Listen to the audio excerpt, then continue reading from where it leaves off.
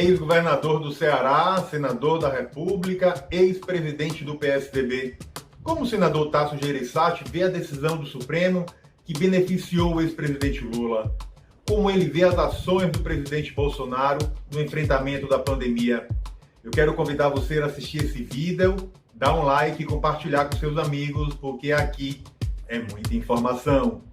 Eu tenho o prazer de conversar agora para o portal Muita Informação e para o Jornal à Tarde com o senador Tasso Gereissati, ex-governador, senador pelo Ceará, ex-presidente do PSDB. Eu quero saber do senhor, senador, como o senhor avalia essa decisão do Supremo Tribunal Federal que beneficiou o ex-presidente Lula essa semana e provocou uma reviravolta na política brasileira? Primeiro, Oswaldo, eu queria agradecer pelo convite. É um prazer enorme estar conversando aí com você e com os nossos ouvintes de Salvador, da Bahia, que lhe ouvem. Eu colocaria alguns pontos dessa decisão do Faquin. A primeira é que, tendo uma longa vida na política e na vida institucional brasileira, eu tomo como princípio o seguinte: sempre respeitar a decisão da justiça. Eu gostando ou não gostando da decisão da justiça, temos que respeitar a decisão da justiça, porque é um dos pilares, se não for o grande pilar, da nossa democracia. E hoje, mais do que nunca, nós temos que cuidar da nossa democracia e dos seus pilares. Segundo, do ponto de vista político, como consequência, eu não vejo com preocupação a questão do Lula. Eu tenho falado que, numa democracia, nós temos que estar dispostos a enfrentar todas as ideias e todas as ideologias. E, através do argumento e do exemplo, competir com elas, de uma maneira transparente, de uma maneira clara. E o Lula é um porta-voz de uma dessas correntes. E, a meu ver, ele em nada piora uma disputa eleitoral para o centro, nós do centro. Por que eu digo isso?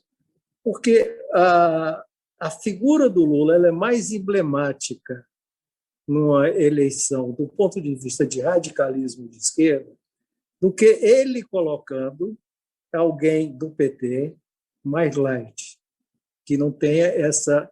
Não digo nem que o Lula seja radical, mas que ele não tenha essa imagem do radicalismo no imaginário popular.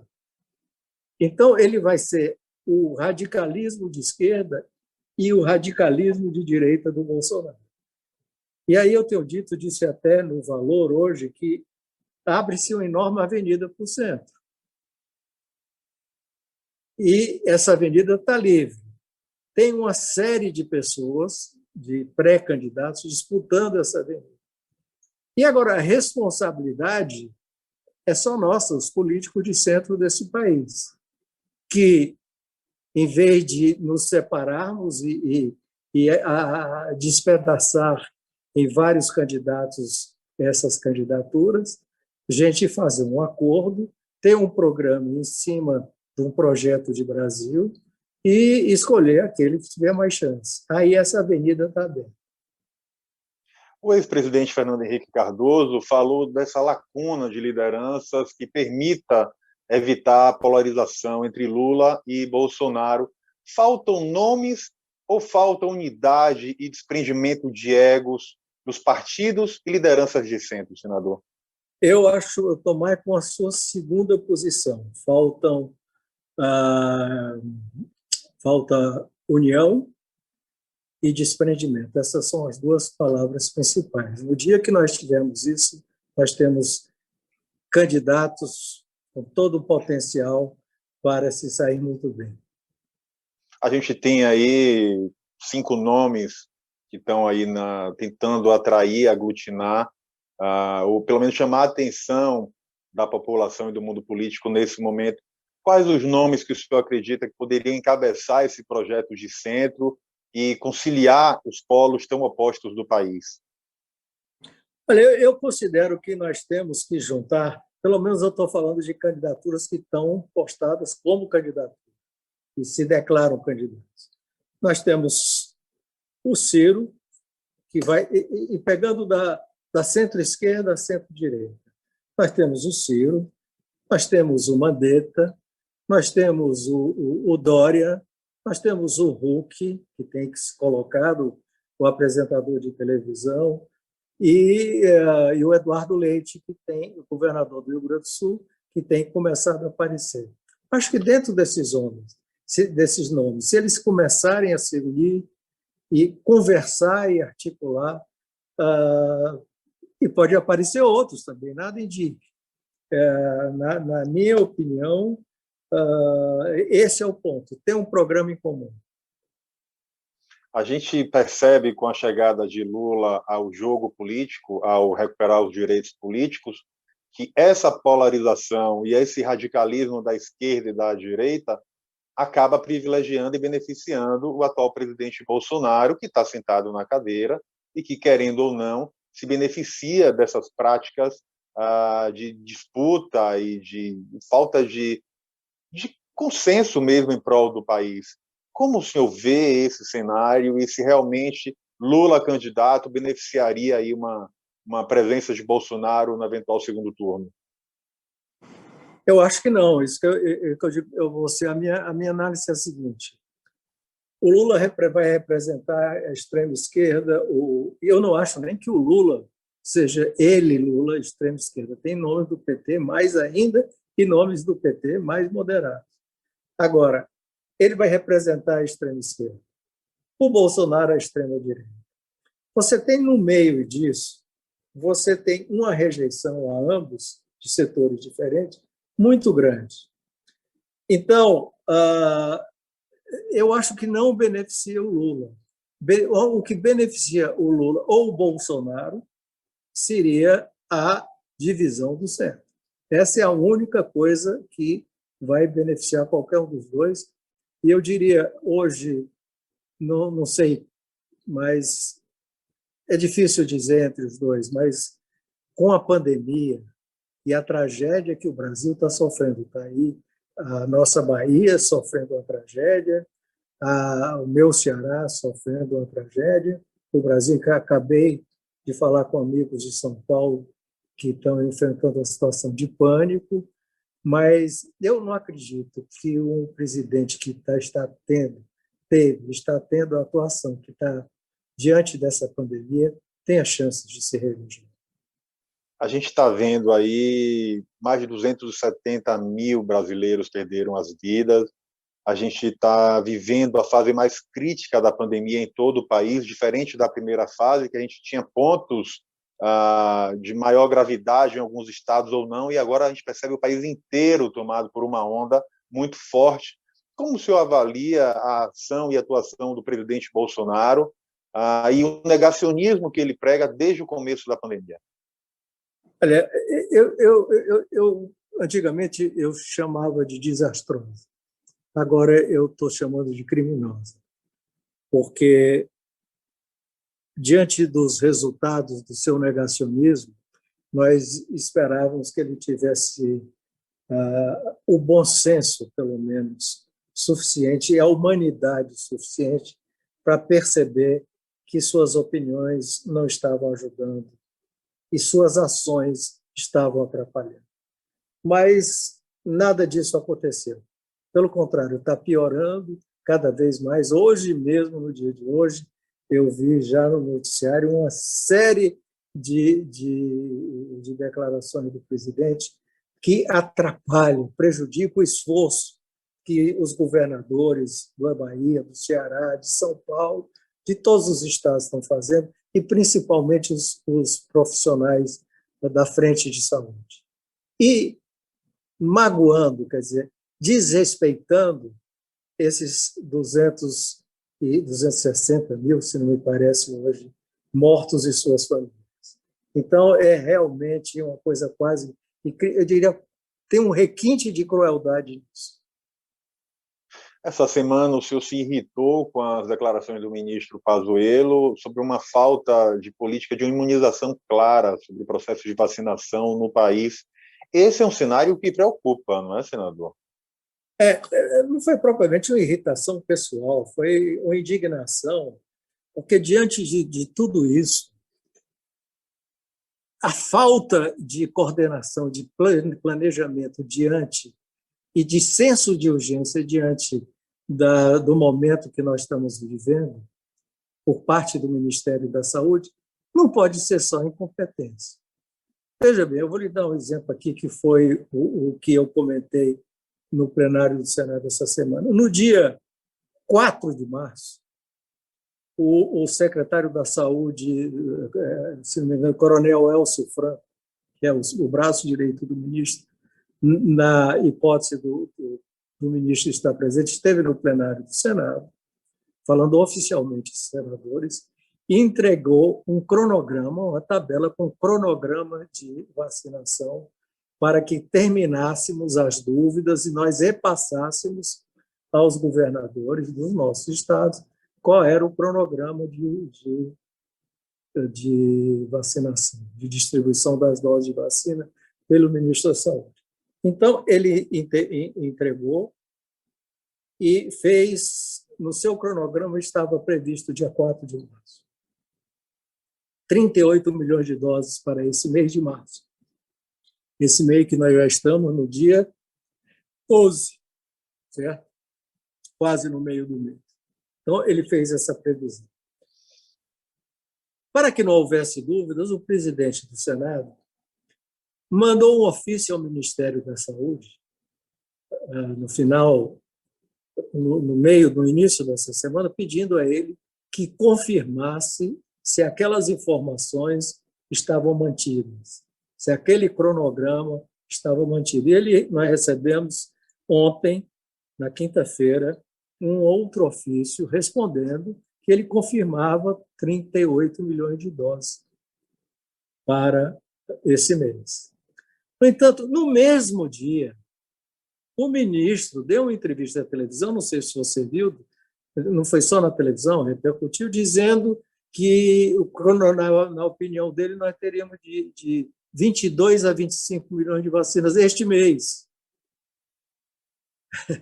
Então, é de uma disfarçatez entregar isso oficialmente ao Senado, ofício do ministro da Saúde, e no mesmo dia ele está falando uma coisa diferente.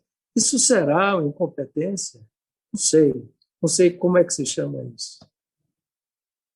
A gente tem visto aí o movimento dos governadores justamente na tentativa de agir diante da falta de ação do Planalto, pressionando o governo federal. Esse é um movimento que está ganhando força, sobretudo diante da dificuldade que os governadores e prefeitos têm passado em todo o país. Exatamente. O mundo ideal, como estão fazendo os outros países, inclusive os Estados Unidos, que hoje está no sucesso absoluto de vacinação, a coordenação do governo central, um plano de vacinação nacional coordenado pelo governo central seria o mundo ideal. Mas, diante dessa completa desorganização, falta de visão, falta de respeito pela dor das famílias, o não respeito à ciência, e com informações como essa que nós estamos acabando de falar, os governadores estão tomando o espaço que era para ser do presidente, e fazem muito bem, porque eles e os prefeitos que na ponta é que estão dando alguma resposta à população, senão nós estaríamos sem nada, sem nenhum tipo de ação. E o presidente da República, ainda, se não me engano, antes de ontem, ainda diz isso. Ele ignora as suas responsabilidades e diz que o problema é dos governadores e que ele não tem nada a ver com isso. Ora, um presidente, um governador, um prefeito que não quer assumir as responsabilidades suas inerentes ao seu próprio cargo, é porque não pode ser nem presidente, nem governador, nem prefeito. O senhor tem encabeçado no Senado, inclusive, um movimento por uma CPI para investigar a atuação do presidente Bolsonaro ao longo de toda a pandemia. É chegado a hora de falarmos em impeachment, senador. Tem espaço para isso hoje no país, já que a gente tem a questão política e a questão do apoio da população? Eu não defendo pessoalmente o impeachment. Eu defendo uma CPI por duas razões. A primeira é mais olhando o futuro do que o passado, daqui para frente do que até aqui. Por quê?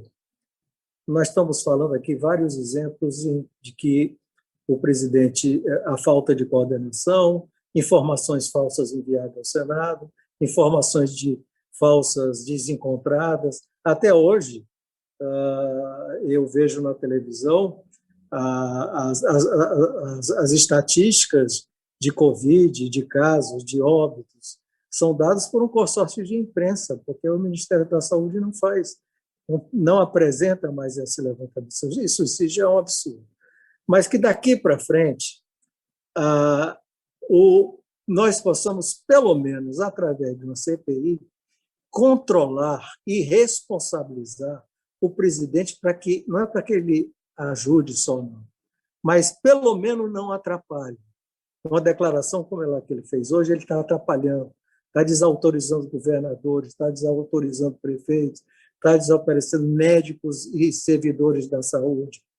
E ele tem seguidores, nós não podemos negar isso, desacreditem nas recomendações científicas que estão sendo dadas em todo o mundo. Porque qual é a diferença? Nós temos uma comissão no Senado de acompanhamento da Covid. Mas qual é a diferença? A diferença é que o ministro da Saúde, por exemplo, foi lá nesta comissão e falou em 38 milhões de vacinas. 5 dias depois, ele foi lá e confirmou, e no mesmo dia, na televisão, ele falou em 22 a 25 milhões. O que é isso que eu quero dizer? Que é diferente quando é numa CPI e numa comissão. Porque numa CPI você vai lá convocado e sob juramento. Qualquer informação como essa é considerada perjúrio que você vai ter que responder por ela. Então, tem consequências. Você não pode soltar palavras e informações ao vento e ir embora e não tenho nada a ver com isso, de uma maneira tão irresponsável. Você vai ter consequências e a obrigação de dar essas informações. É nesse sentido que nós estamos apelando para que o presidente implante uma CPI que já tem a assinatura de 32 senadores. Na primeira fase da pandemia, a população, mais de 50 milhões de brasileiros tiveram acesso ao auxílio emergencial, que foi a principal forma de sustento dessas famílias brasileiras. O senhor integra a Frente Parlamentar da Renda Mínima. Como o senhor vê a ajuda do governo federal aos menos favorecidos, inclusive essa discussão sobre o auxílio emergencial?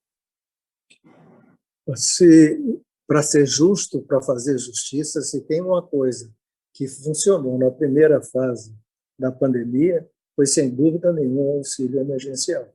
Isso foi uma decisão tomada pelo presidente da República, pelo ministro da Economia, com suporte amplo do Congresso, e funcionou muito bem. Graças a ela, nós não tivemos problemas sociais maiores durante a primeira fase.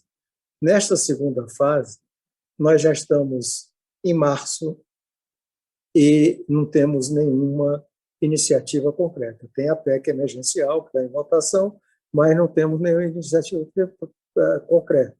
Nós já estamos no fim do primeiro trimestre e o governo ainda não se movimentou nessa direção.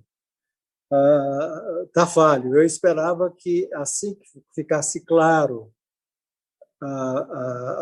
essa tendência dessa segunda onda, que vinha com tanta rapidez e que a primeira sinalização veio de Manaus, que o governo fizesse uma medida provisória e desse uma extensão ao auxílio emergencial. Não foi isso que aconteceu. Enfim, agora passou a medida ao auxílio emergencial e espero que isso venha aliviar essa questão que pode se tornar muito grave também, junto com a crise sanitária, se o governo não começar imediatamente um programa como esse.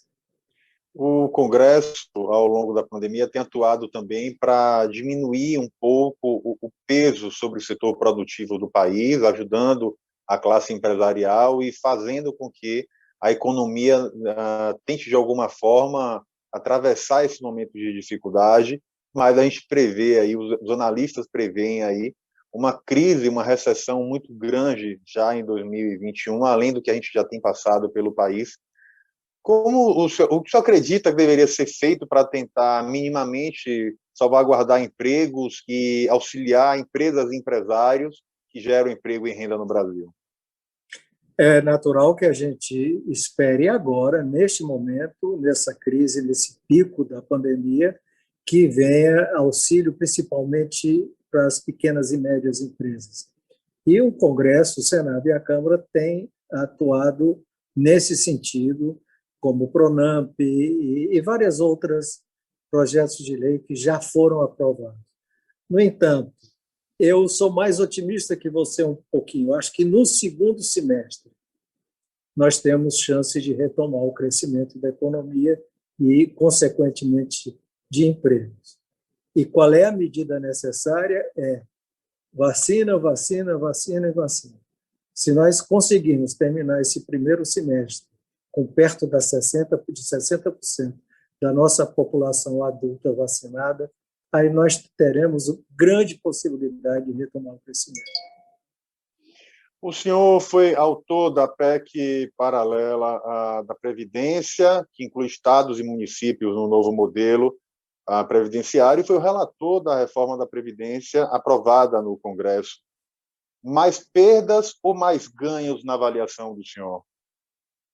Não, a reforma da Previdência é um ganho, é um avanço enorme em termos de contas públicas.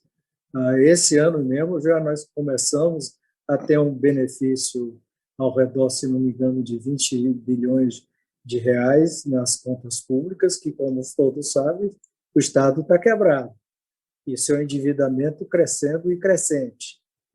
Se não fosse a reforma da Previdência, talvez algum desses programas que nós fizemos de auxílio emergencial não pudessem ter sido feitos. Agora, senador, a gente tem aí uma outra questão, que é a discussão de pautas no Congresso e que estão paradas, isso desde o ano passado, e que deveriam ser colocadas como prioridade. Qual a agenda que o Congresso, além do combate à pandemia, deveria mergulhar nesse momento? O marco legal, reformas, qual a avaliação, com a experiência que o senhor tem do Congresso e do Senado? Olha, passado a pandemia, e de novo, essa é condição sine qua non. Se não passar a pandemia, quanto mais demorar a pandemia, maior dificuldade nós vamos ter de retomar empregos e renda. No entanto, nós vamos ter uma outra preocupação, que são as nossas contas.